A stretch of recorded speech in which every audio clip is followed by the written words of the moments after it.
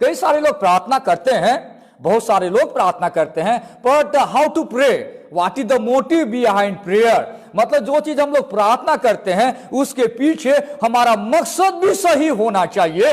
उस चीज को यीशु ने आज के वचन में हमें समझाया है। हम इन दिनों मत्ती रचित सुसमाचार 6वां अध्याय 1 से लेके 18 पद को समझ रहे हैं, और धर्म के काम को यहाँ पे 3 उदाहरण देकर समझाया गया है। 3 उदाहरण, एक तो है धर्म का काम होता है दान करना, दूसरा जो धर्म का काम होता है प्रार्थना करना, तीसरा धर्म का काम जिसे गिना जाता है उसे बोलते हैं उपवास करना। परमेश्वर के वचन में लिखा है कि जब हम ये तीनों चीज करते हैं तो हमें सावधान रहना चाहिए।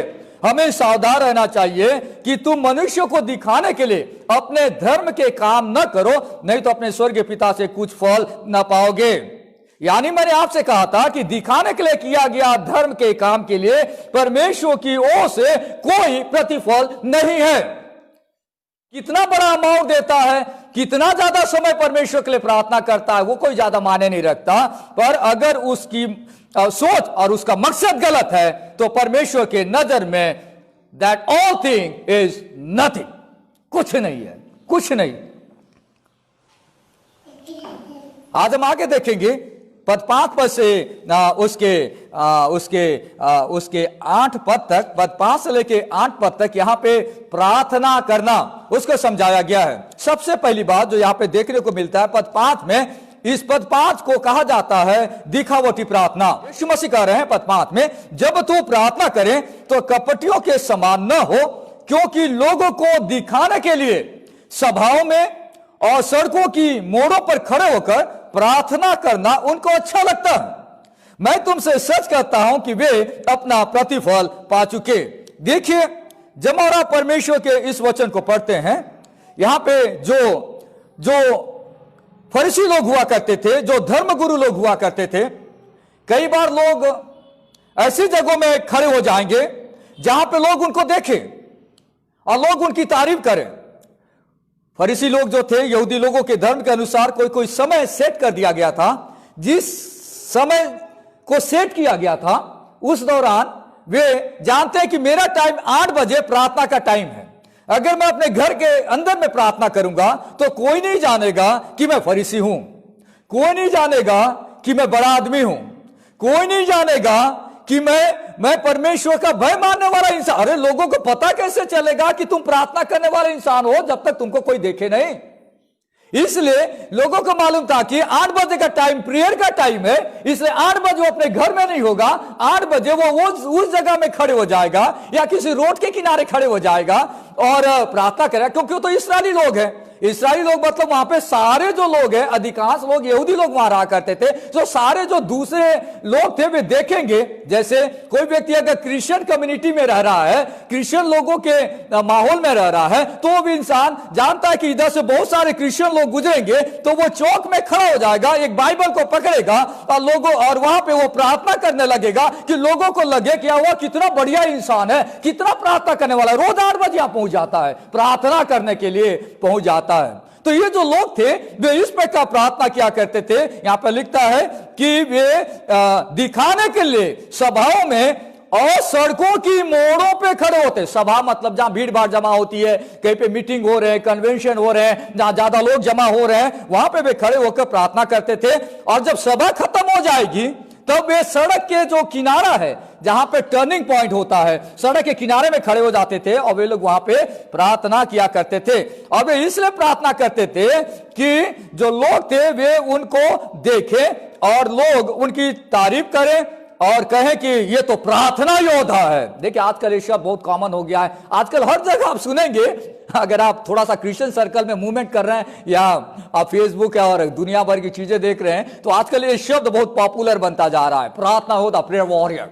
मैं आपको आज बताना चाहूंगा, ये तो लोग ये बताना चाह रहे हैं लोगों को कि मैं प्रेयर वॉरियर हूं, मैं प्रार्थना योद्धा हूं। प्रार्थना करना बहुत अच्छी बात है, प्रार्थना हर इंसान को करना भी चाहिए, पर प्रार्थना करके आप लोगों को यह बताना चाह रहे हैं कि आप प्रेयर वॉरियर हैं, प्रार्थना योद्धा हैं। आज कई सारे इंस्टीट्यूट, कई सारे ऑर्गेनाइजेशन में कई सारे लोगों को रिक्रूट किया जाता है या एक तरफ से बोले तो नौकरी में रखा जा रहा है क्योंकि उनको अपना इंस्टीट्यूट चलाना है, और वे अपने साथ कई सारे लोगों को नौकरी में 24/7 आवर्स पोस्ट किए रहते हैं कि लोगों के प्रार्थना रिक्वेस्ट आए तो तुम प्रार्थना करो, लोगों को खबरें पहुंचाते हैं हमारे प्रार्थना योद्धा हैं, ये हमारे प्रार्थना योद्धा है। प्रार्थना योद्धा जो है लोगों को बताने के लिए हमारे इतने सारे प्रिय योद्धा, अरे आपने तो पैसा देके उसे रिक्रूट किया है, और जिस दिन आप पैसा नहीं देंगे वो प्रार्थना करने वाला नहीं आएगा।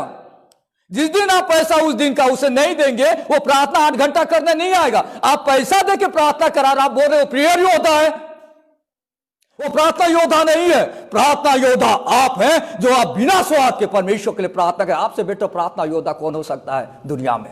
नहीं, कोई नहीं। पर लोगों की मेंटालिटी को ऐसा चेंज कर दिया है क्योंकि एक इनकम का जरिया बन गया है। कई सारे इंस्टीट्यूट ऑर्गेनाइजेशन में प्रार्थना के नाम से एक बिजनेस तैयार हो गया है। इसलिए इस टाइप के हर जगह आजकल आप खोलिए, हर व्यक्ति यही बोलते रहता है हमारे प्रेयर वॉरियर्स, हमारे प्रेयर वॉरियर्स है, हमारे प्रार्थना योद्धा हैं, उनको आप फोन करिए। अरे सबसे बड़ा प्रार्थना योद्धा आप हैं, और जिस कलीसिया के साथ आप मिलकर प्रार्थना करेंगे तो वहां पूरा दुनिया हिल जाएगी। राइट, आप इस बात को समझ रहे हैं? अरे जब आप चर्च में प्रेयर रिक्वेस्ट करते हैं कोई भी चीज हो तो वो व्यक्ति आपको जानता है, वो उससे बेहतर प्रार्थना आपके लिए कौन कर सकता है? जो व्यक्ति आपको कभी नहीं जाना, सिर्फ वो में मेरी ये तकलीफ है प्रार्थना करो बोलने वाला, कौन व्यक्ति ज्यादा आपको बेहतर जानेगा? वो व्यक्ति जो आपके नेक्स्ट बैठा है, वो आपको जानेगा आपकी समस्या क्या है, वो आपके परिवार को जानता है, वो आपकी स्थिति को जानता है, वो आपके लिए जानता है, और वो ये समझकर प्रार्थना करेगा कि मेरा भाई है और मेरा बहन है, परमेश्वर तू उसे बचा ले। दूसरा आदमी इसलिए प्रार्थना करेगा क्योंकि उसको 8 घंटा प्रार्थना करने के लिए उसे पैसा दिया गया है। पर जब मैं और आप एक दूसरे के लिए प्रार्थना करेंगे, ये सोचकर करेंगे ये मेरा भाई है, मेरी बहन है, ये नाश होने से बच जाए, इसके अंदर में बुरी आदत है, वो बुरी आदत इससे छूट जाए। क्यों?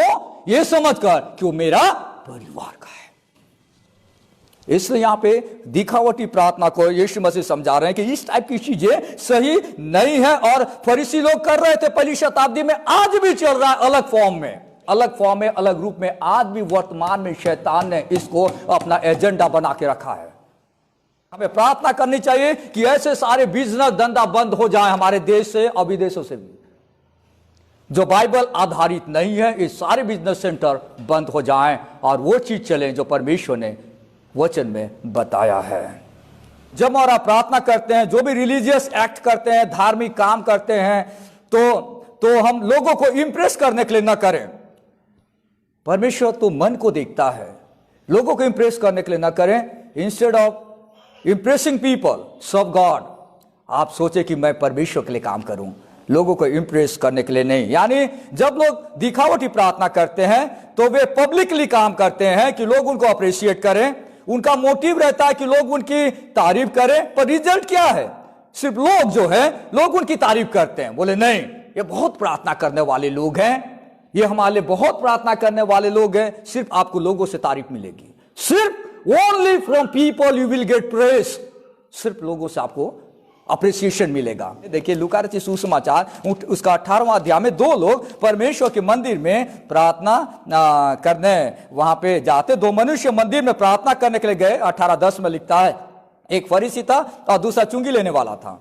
फरीसी खड़ा होकर वो भी प्रार्थना करने लगा और बहुत बड़ी बड़ी बातों करने लगा, है ना। कई सारे लोग दिखाने के लिए बहुत बड़ी बड़ी बातें करते हैं। प्रभु मैं तेरा धन्यवाद करता हूं, मैं इस अंधेर करने वाले इंसान के जैसा नहीं हूं, मैं अन्यायी नहीं हूं, प्रभु मैं व्यभिचारी नहीं हूं, मैं इस चुंगी लेने वाले के जैसा नहीं हूं जो बगल में खड़ा है, मैं पापी इंसान नहीं हूं परमेश्वर, मैं पापी इंसान नहीं हूं, मैं तेरे पास आया हूं। परमेश्वर मतलब वो कैसे आया है? ऐसा करके आया है, मैं ये नहीं हूं, मैं वो नहीं हूं, मैं वो नहीं हूं। तो आया क्यों है? परमेश्वर के भवन में आया क्यों है? इधर कोई व्यक्ति आया है नम्र हो के, प्रभु मैं पापी इंसान हूं। प्रार्थना में फर्क होता है।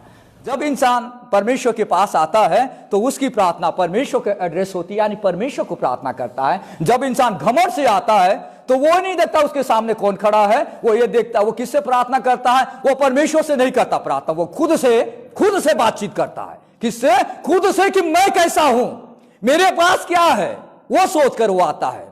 देखिए अगर आप यहां पे ध्यान से पढ़ेंगे, मैं उस लाइन को एक बार पढ़ूंगा आपके लिए। वहां लिखता है, फरीसी खड़ा होकर किससे प्रार्थना करने? अपने मन में यूं प्रार्थना करने लगा। ले रहा है परमेश्वर का नाम पर बातचीत कर रहा अपने आप से। अपने आप से कि मैं ऐसा नहीं हूं, ऐसा नहीं हूं, ऐसा नहीं हूं। परमेश्वर इस टाइप की प्रार्थना को पसंद नहीं करता। इसलिए हमें इस बात को जानना चाहिए कि जब मैं और आप प्रार्थना करते हैं तो मुझे और आपकी इस बात का ध्यान रखना जरूरी है कि हम जहां पे भी प्रार्थना करते हैं, हमारी प्रार्थना का उद्देश्य जो रहता है वो मनुष्यों से बड़ाई पाने के लिए नहीं। छोटा बच्चा है तो छोटे बच्चे के जैसे बात करेगा अपने बाप से, थोड़ा बड़ा है तो थोड़ा मैच्योर तरीके से बात करेगा। तो उसी प्रकार जब और आप प्रभु में जन्म लेते हैं तो नए व्यक्ति जो होता है छोटे बच्चे के जैसे होते हैं। पर इसका मतलब ये नहीं कि छोटा बच्चा बात नहीं कर सकता अपने माँ बाप से। इसलिए मैंने आपसे कहा कि परमेश्वर हमारा पिता है, हमको जो भी आता है अपने मुंह में या जो भी भाषा हम जानते हैं, हम अपने शब्दों में परमेश्वर से बातचीत करें। और परमेश्वर हर व्यक्ति की भाषा को जान जाता है। ये बनावटी प्रार्थना करने की जरूरत नहीं है। कई जगहों में आप देखेंगे लोग बनावटी प्रार्थना करते हैं, यानी ऐसे ऐसे शब्द सेलेक्ट करेंगे, ऐसे ऐसे वाक्य बनाएंगे जिससे लोगों को लगे कि ये बहुत बुद्धिमान प्रार्थना करने वाला इंसान। नहीं, it's all about your heart. आपका मन, आपका हृदय, आप कैसे परमेश्वर से बातचीत करते हैं, ये ज्यादा मायने रखता है, क्योंकि प्रभु दिल को देखता है। यानी दिखावटी प्रार्थना ना हो। दूसरी बात, अगर आप आगे पढ़ते हैं उसके पद 6 में, तो हमें कैसे प्रार्थना करनी चाहिए। पद 6 को कहा जाता है गुप्त प्रार्थना। गुप्त प्रार्थना, सीक्रेट प्रेयर, गुप्त प्रार्थना। यहां पे क्या आ गया, यार देखिए इस प्रकार लिखा है, परंतु जब तू प्रार्थना करे तो अपनी कोठरी में जा और द्वार बंद करके अपने पिता से जो गुप्त में है प्रार्थना कर, तब तेरा पिता जो गुप्त में देखता है तुझे प्रतिफल देगा। अपने पिता से जिसे कोई नहीं देखता है, जिसे कोई नहीं देख सकता और तुझे भी कोई नहीं देख सकता, ऐसी स्थिति में पिता और पुत्र दोनों आपस में कॉन्वर्सेशन कर रहे हैं, बातचीत कर रहे हैं। इसका मतलब क्या है? इसका मतलब आप ऐसे जगह में जाएं या कभी ऐसे शांत जगह में जाएं जहां पे आप हो अकेले हैं और आपका पिता अकेला है और आप मिलकर एक दूसरे से बातचीत कर रहे हैं। That is what the prayer is. वो प्रार्थना है। प्रार्थना आपका और परमेश्वर के बीच में एक बातचीत है, राइट? बातचीत है। जब मैं आपसे बातचीत कर रहा हूं तो उसी प्रकार आप परमेश्वर से बातचीत करते हैं। बातचीत करते हैं, उसे कहा जाता है प्रार्थना। और मैं भी इतनी गंभीरता से इस बात को कभी नहीं समझा था। मुझे मालूम है, जब मैं थियोलॉजी की पढ़ाई कर रहा था बैंगलोर में, और मैं 2003 में जब मैं फाइनल ईयर पहुंचा, तो आप हम लोग जो प्रोग्राम स्टडी करते हैं, MTS मास्टर प्रोग्राम कहा जाता है थियोलॉजी का, तो लास्ट ईयर में एक थीसिस और रिसर्च पेपर लिखना पड़ता है। और मेरे को समझ में नहीं आ रहा था कि मैं किस सब्जेक्ट पे रिसर्च पेपर लिखूं। 100 पेज का रिसर्च पेपर लिखना पड़ता है। और मैं सोच रहा था क्या करूं, किस सब्जेक्ट। सब कोई बढ़िया उन्होंने लिखना चालू कर दिया। मेरे दिमाग में नहीं आ रहा है मैं क्या लिखूं, किस पर लिखूं। तब अचानक मेरे दिमाग में सोचते सोचते आया कि क्यों नहीं मैं एक उस विषय पे अपना थीसिस लिखूं, रिसर्च लिखूं, जिसे कहा जाता है रिसर्च पेपर, कि यीशु की प्रार्थना और यीशु की प्रार्थना का वर्तमान कॉन्टेक्स्ट में कैसे अप्लाई किया जाता है, उस विषय पे थीसिस लिखा जाए। इसलिए मैंने मन बनाया और उसके बाद मैंने उस सब्जेक्ट पे फाइनल ईयर में 2003 और 4 जो मेरा फाइनल ईयर था, उस दौरान मैंने थीम का टाइटल दिया study on the prayer life of Jesus Christ and its impact on the present generation. यानी इसका मतलब यह है एक प्रकार से कि यीशु की जीवन की प्रार्थना पे स्टडी करना और उस प्रार्थना को कैसे वर्तमान पीढ़ी में, वर्तमान कॉन्टेक्स्ट में ये अप्लाई करना। और वहां पे मैंने एक्चुअली में प्रार्थना शब्द को समझा ये क्या होता है, जब मैं 1 साल उस शब्द पे और उस रिसर्च पे वर्क करने लगा। जिस कलीसिया का पिलर अगर प्रार्थना और परमेश्वर का वचन नहीं है तो वो नाम के लिए बिल्डिंग है, पर उसमें कोई लाइफ नहीं है। वो कब वो पिलर ढह जाए और बिल्डिंग नीचे गिर जाए उसका कोई प्रमाण नहीं है। वो कभी भी वो चर्च गिर सकता है। इसलिए कई सारे चर्च भी गिर रहे हैं। इसलिए प्रभु ने हमें वार्निंग के तौर पे वचन में समझाया है। इसलिए वो कहता है कि तब तेरा पिता जो गुप्त में देता है, कोठरी में जाकर परमेश्वर से प्रार्थना करें। इसका मतलब क्या ये है कि हम हमेशा गुप्त में ही प्रार्थना करें? नहीं, परमेश्वर के वचन में ऐसा नहीं बताया गया है कि हमको हमेशा गुप्त में प्रार्थना करना चाहिए। यीशु मसीह, अगर आप पढ़ेंगे यूहन्ना रचित सुसमाचार 11वां अध्याय 41वां पद में, यीशु ने अपने चेलों के साथ प्रार्थना की। अगर आप पढ़ेंगे प्रेरितों के काम 21वां अध्याय 5वां पद में, जो प्रेरित लोग थे उन्होंने मिलकर प्रार्थना करी। अगर आप पढ़ेंगे प्रेरितों के काम उसका 2 अध्याय 12वां पद में, अर्ली चर्च यानी शुरुआती जो कलीसिया थी वे मिलकर प्रार्थना किया करते थे। यानी यीशु मसीह ये नहीं बोल रहे हैं कि आपको पब्लिक में या लोगों के बीच में या कलीसिया मिलकर प्रार्थना न करें। यीशु मसीह ये बता रहे हैं कि जब भी आप प्रार्थना करें, आपका उद्देश्य सही होना चाहिए, आपका मोटिव सही होनी चाहिए, आपका मकसद सही होना चाहिए कि आप लोगों को यह बताने के लिए प्रार्थना नहीं कर रहे हैं कि आप बहुत लंबा प्रार्थना कर सकते हैं। आप लोगों को यह बताने की प्रार्थना नहीं कर रहे हैं कि आपके पास बहुत अच्छे अच्छे टर्म्स है, टर्मिनोलॉजी है, अच्छे अच्छे शब्द आप इस्तेमाल करें कि जैसे आप प्रार्थना करके उतर जाए या प्रार्थना करने के बाद लोग आपको सैल्यूट मारते रहे, आपको हाथ मिलाते रहे कि आपने बहुत बढ़िया प्रार्थना किया। बहुत बढ़िया प्रार्थना करने के पीछे बहुत बढ़िया मकसद क्या था, वो ज्यादा इंपॉर्टेंट है। मैं और आप जब भी प्रार्थना करें तो हमारे मन में यह सोचना हो कि हम लोगों को इंप्रेस करें, और आपको ऐसा लगता है तो ऐसी अवस्था में बेस्ट ऑप्शन है कि आप अकेले में परमेश्वर से प्रार्थना करें और परमेश्वर की आराधना करें। देखिए आगे लिखता है आखिरी लाइन में 6 का, तेरा पिता जो गुप्त में देखता है तुझे प्रतिफल देगा। तेरा पिता जो गुप्त में देखता है वो तुझे प्रतिफल देगा। प्रतिफल क्या है? प्रतिफल क्या है? प्रार्थनाओं का उत्तर देगा। प्रतिफल यानी जो भी आप परमेश्वर से प्रार्थना करेंगे, परमेश्वर ने सीक्रेट में देख लिया, वो आपको प्रार्थनाओं का उत्तर देगा। पर प्रार्थनाओं का उत्तर वो नहीं जो मैं चाह रहा हूं, है ना। एक और भी ध्यान रखना चाहिए, कई बार मैं परमेश्वर से प्रार्थना करता हूं, मैंने सारी चीजें सेट कर रखी है और मैं चाहता हूं कि परमेश्वर तू यहां पे सील मार दे। वैसा नहीं, परमेश्वर बेस्ट प्रेयर आंसर देगा। मतलब परमेश्वर उत्तर देगा, पर जो हमारे लिए बेस्ट है वो उत्तर वो देगा। हमारे लिए जो बेस्ट उत्तर परमेश्वर को लगता है कि नहीं ये चीज इसके लिए बेस्ट नहीं होगा, तो परमेश्वर नहीं देगा।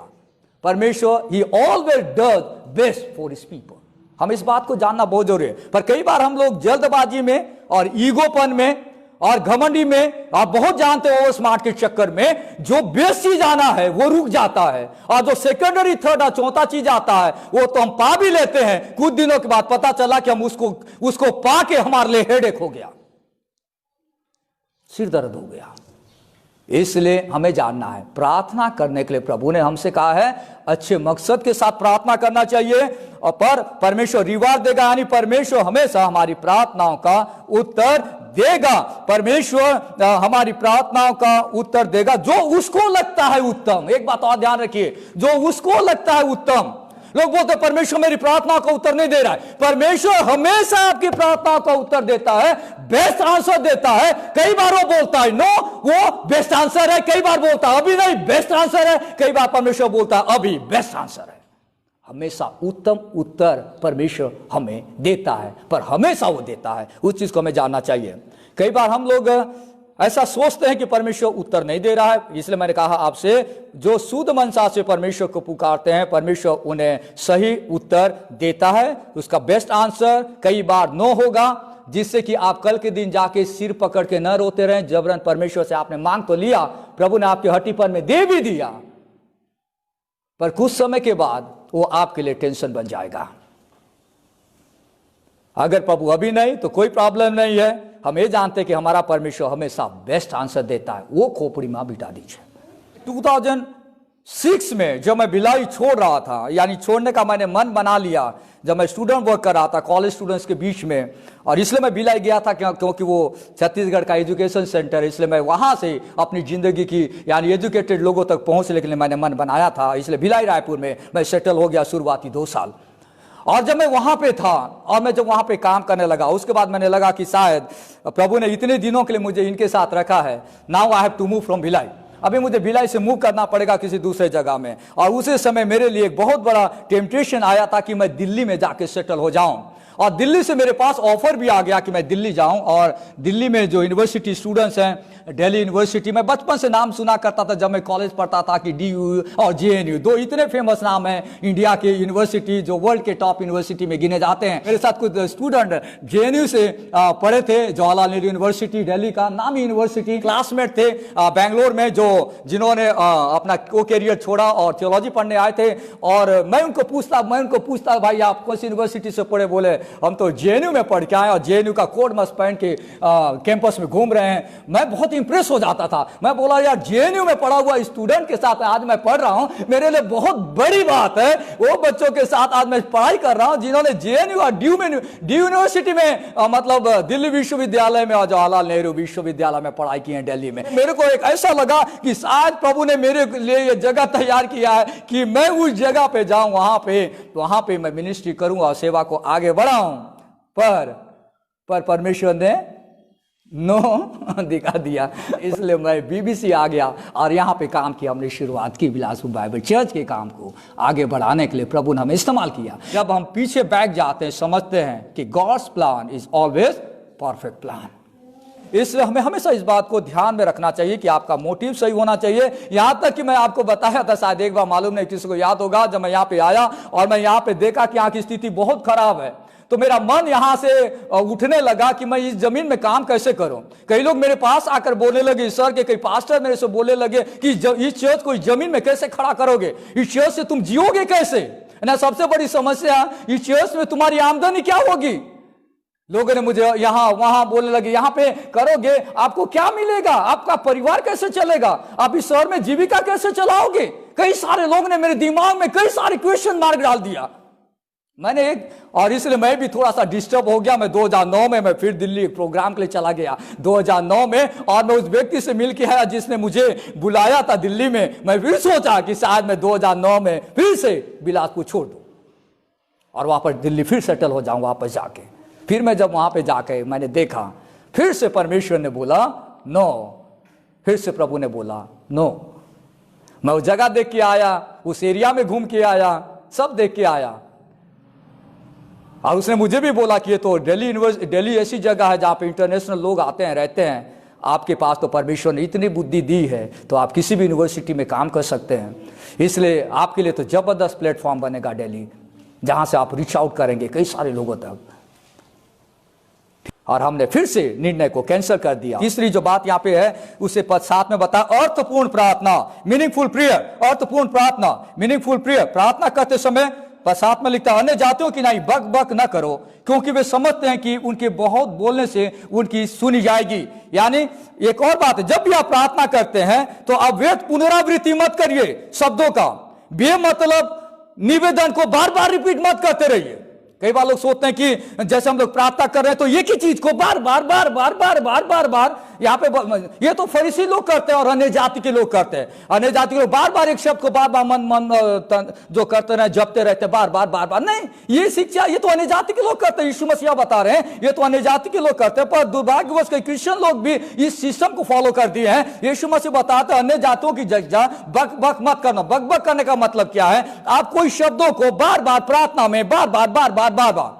आप देखिए एक बहुत बड़ी समस्या मैं आपको बता रहा हूं, हमें हर शब्द को परमेश्वर ने सही जगह इस्तेमाल करने के लिए दिया है। जैसे आप कई बार सुनोगे, कई लोग प्रार्थना करते हैं, प्रार्थना करते समय सामने वाला प्रार्थना कर रहा है, आप देखोगे कई बार आप देखेंगे प्रार्थना कर रहा है तो दूसरा इंसान उसकी प्रार्थना को नहीं सुन रहा है, hallelujah hallelujah hallelujah hallelujah hallelujah. अरे भाई, सामने वाला प्रार्थना क्या कर रहा है परमेश्वर से, आप उसके साथ मिलकर परमेश्वर से प्रार्थना, उस शब्दों को तो सुनिए, क्या प्रार्थना कर रहा है। ये एक्सट्रीम चले जाते हैं कई सालों।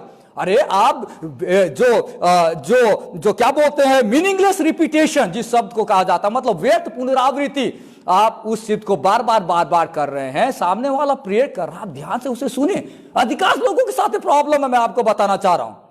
क्या अरे क्या प्रार्थना कर रहा है, क्या बात। अगर मैं यहां पे बोल रहा हूं, कोई व्यक्ति आपस में बातचीत कर रहा है तो कितना भद्दा लगता है। कोई व्यक्ति परमेश्वर से बातचीत कर रहा है, मैं बार बार, खैर शब्द अच्छी बात है, पर आपको जानना चाहिए वो शब्द को कब बोलना है।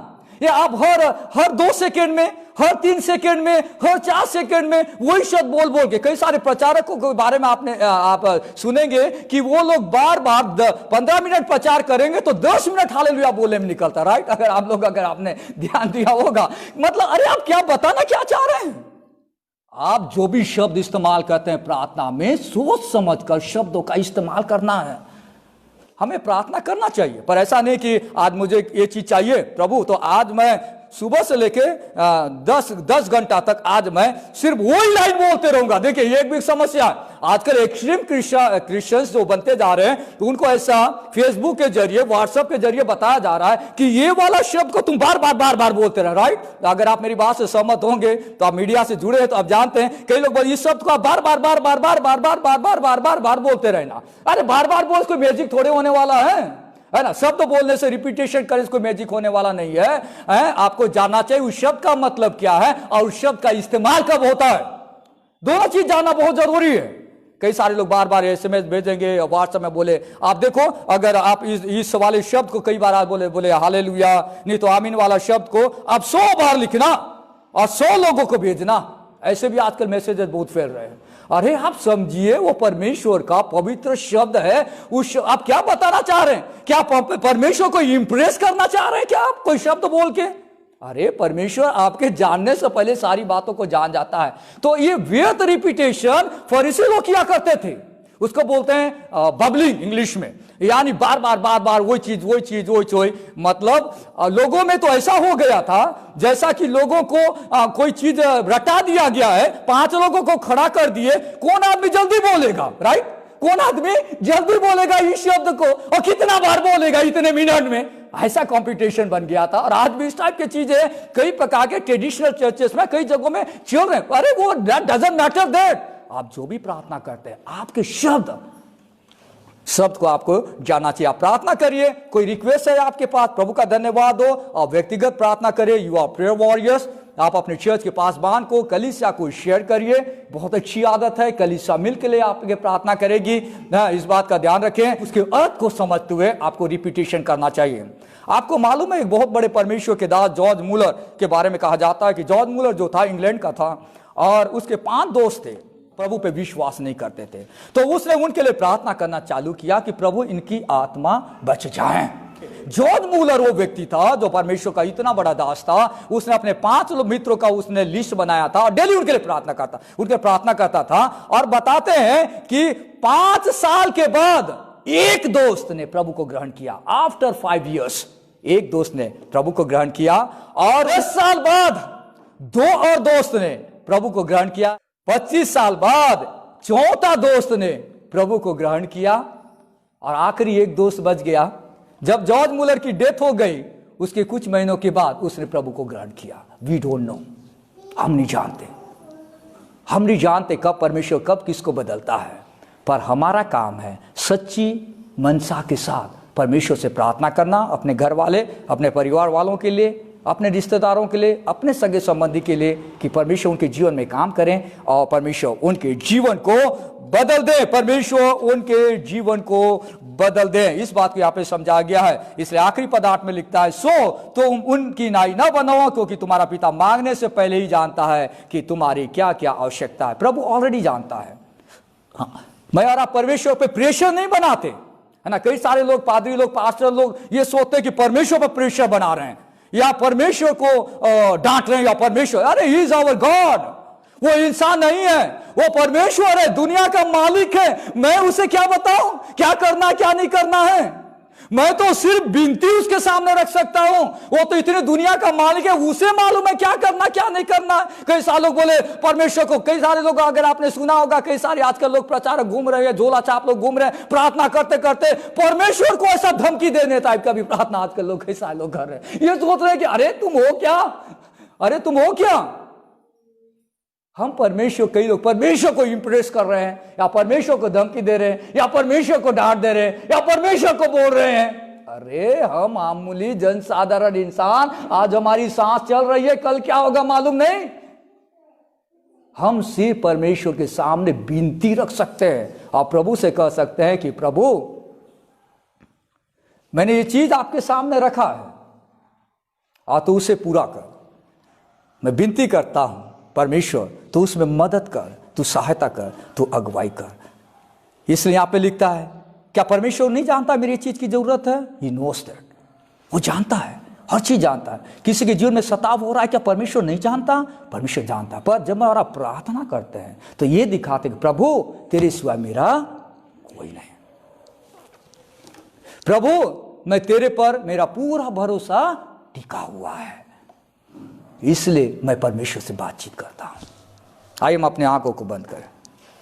स्वर्ग पिता परमेश्वर, हम आपको धन्यवाद देते हैं सुंदर वचन के लिए जो आपने दिया। आपके जैसा कोई परमेश्वर नहीं, आप प्रार्थनाओं को सुनने वाले खुदाबंद हैं, और आपके लिए और आपकी नज़र में जो बेस्ट है वो चीज़ आप हमारे लिए करते हैं। आज के वचन के लिए धन्यवाद। यीशु के नाम से प्रार्थना मांगते हैं, आमीन।